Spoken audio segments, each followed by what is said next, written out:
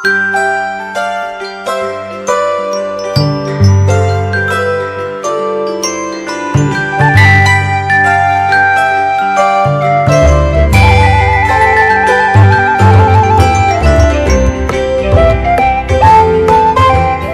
pagi sahabat GPIB dimanapun saudara berada.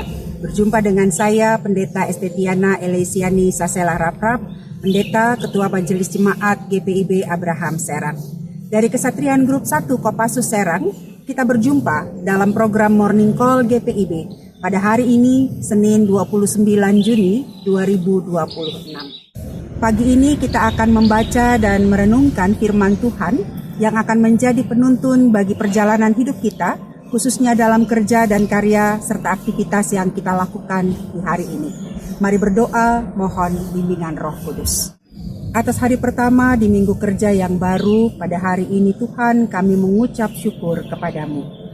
Dan sebelum kami mengerjakan dan melanjutkan tugas tanggung jawab dalam karya hidup kami, di hari ini kami hendak membaca, mendengarkan, dan merenungkan firman-Mu.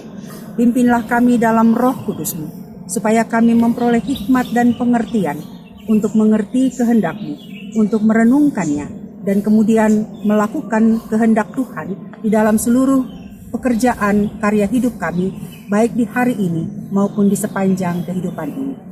Bersabdalah kepada kami ya Tuhan, karena kami umat-Mu telah sedia untuk mendengarkannya. Di dalam Yesus Kristus kami berdoa.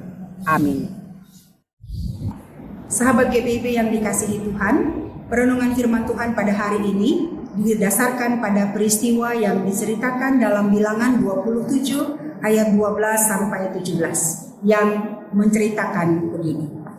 Tuhan berfirman kepada Musa, "Naiklah ke gunung Abarim ini dan pandanglah negeri yang kuberikan kepada orang Israel. Sesudah engkau memandangnya, engkau pun akan dikumpulkan dengan kaum leluhurmu sama seperti Harun abangmu. Karena pada waktu pertengkaran rumah di padang gurun Zin, kamu berdua telah memberontak terhadap titahku untuk menyatakan kekudusanku dengan air itu di depan mata mereka. Itulah air Meriba dekat Kades di padang gurun Zin." Lalu Musa berkata kepada Tuhan, "Biarlah Tuhan Allah dari roh segala makhluk mengangkat atas umat ini seorang yang berada di depan mereka ketika berangkat perang dan pulang, dan yang memberangkatkan mereka serta memulangkan mereka, supaya umat Tuhan jangan seperti domba yang tidak mempunyai gembala." Demikian firman Tuhan.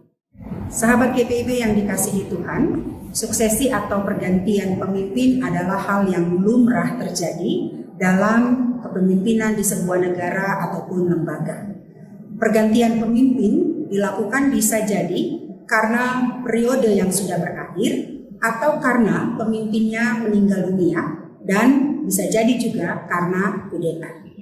Di dataran Moab, tepatnya di sebelah timur Sungai Yordan dan Gunung Nebo, sebelum bangsa Israel menyeberang masuk ke tanah Kanaan, kepemimpinan Musa yang telah memimpin bangsa Israel selama hampir 40 tahun diakhiri oleh Tuhan dan diserahkan atau dilanjutkan kepada penggantinya, yaitu Yosua.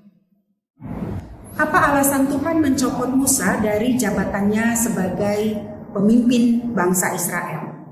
Bukan karena Musa sudah tua dan tidak sanggup lagi. Karena dalam Ulangan 34 ayat 7 dicatat bahwa ketika Musa naik ke Gunung Nebo dan mati dalam usia 120 tahun, matanya belum kabur dan kekuatannya belum hilang. Bukan pula karena periode kepemimpinannya sudah berakhir. Musa tidak lagi memimpin bangsa Israel karena Tuhan tidak berkenan kepada Musa, sama seperti kepada Harun abangnya. Mereka berdua tidak diperkenankan Tuhan untuk masuk ke dalam tanah Kanaan karena mereka pernah memberontak terhadap titah Tuhan. Musa tidak menolak ataupun keberatan terhadap kehendak Tuhan itu. Ia sadar diri. Namun yang menjadi keprihatinannya adalah jangan sampai tidak ada orang yang berdiri di depan Israel ketika mereka pergi perang dan pulang. Tidak ada orang yang memberangkatkan mereka berperang atau memulangkan mereka. Jangan sampai mereka seperti domba-domba yang tidak punya gembala. Itulah yang menjadi keprihatinan Musa. Karena itu dia meminta Tuhan untuk mengangkat seorang pemimpin yang baru. Maka Tuhan menunjuk Yosua bin Nun. Yosua bin Nun adalah seorang pelayan yang telah melayani Musa sejak masih muda. Ia juga adalah salah satu dari 12 orang yang diutus Musa untuk mengintai tanah Kanaan. Yang ketika 10 orang pulang dengan menyampaikan laporan yang penuh dengan rasa pesimisme, Yosua bersama dengan Kaleb menyampaikan laporan tapi dengan optimisme yang tinggi bahwa mereka pasti akan dapat berhasil merebut tanah Kanaan. Jadi Yosua yang diangkat untuk menjadi pemimpin menggantikan Musa adalah seorang muda yang penuh semangat, yang punya optimisme yang tinggi, yang didasarkan pada rasa percaya atau imannya yang kuat kepada Tuhan. Sahabat GPIB yang dikasihi Tuhan Yesus Kristus, dari kisah ini kita belajar dan merenungkan tentang bagaimana menjadi seorang pemimpin yang baik. Bahwa pemimpin yang baik tahu kapan dia dapat memimpin dan kapan ia harus meletakkan jabatannya. Kita belajar dari Musa yang sadar diri bahwa kalau ia tidak dapat lagi memimpin karena Tuhan tidak berkenan lagi kepadanya, maka ia meletakkan tanggung jawab tersebut. Kita pun belajar bahwa ketika kita dalam tanggung jawab sebagai seorang pemimpin, kita harus punya kesadaran yang sama seperti Musa. Sadar bahwa ada saatnya kita harus memimpin ketika Tuhan mempercayakan tanggung jawab itu, dan kapan kita harus menyerahkan tanggung jawab kepemimpinan tersebut kepada orang lain atau kepada generasi yang berikut. Seperti sebuah ungkapan bijaksana berkata, setiap orang ada masanya dan setiap masa ada orangnya. Pada sisi lain, kita melihat juga bahwa keputusan Tuhan untuk menggantikan Musa sebagai pemimpin dengan Yosua yang akan membawa Israel memasuki tanah Kanaan adalah cara Tuhan memberikan kesempatan yang sama dan setara bagi siapa saja kepada setiap orang yang mau menjawab panggilan dan pengutusan Tuhan. Sahabat GPIB yang dikasihi Tuhan Yesus Kristus, suksesi atau pergantian pemimpin yang berjalan dengan baik karena pemimpinnya dengan sadar menyerahkan tanggung jawab kepemimpinan kepada orang yang berikutnya akan membawa dampak baik bagi orang-orang yang dipimpin.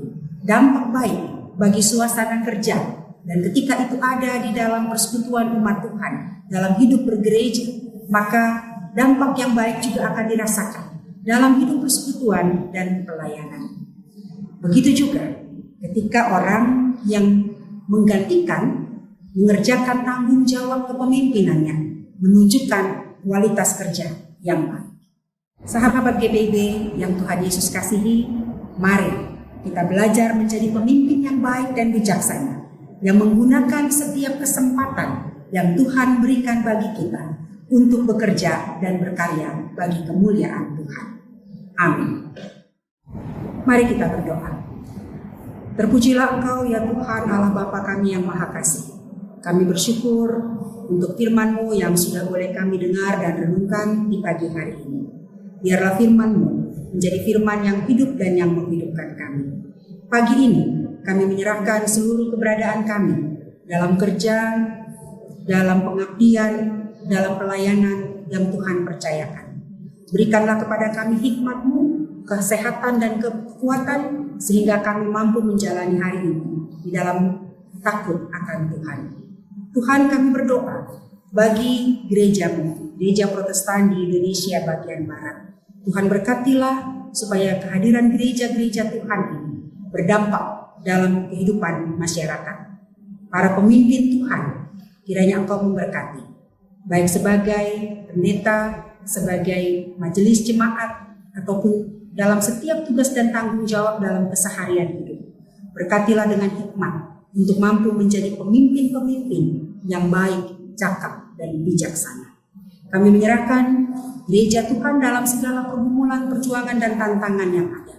Tuhan yang akan menolong dan yang memberikan kemampuan untuk menghadapi segala persoalan dan kemudian dapat mengerjakan tanggung jawab dengan penuh kesetiaan. Terima kasih Tuhan, kami menyerahkan seluruh keberadaan kami pada hari ini dan seterusnya ke dalam tangan kuasa pengasihan-Mu. Inilah doa kami persembahkan dan kami naikkan permohonan ini di dalam nama Yesus Kristus, Tuhan kami, Juru Selamat kami yang hidup. Amin.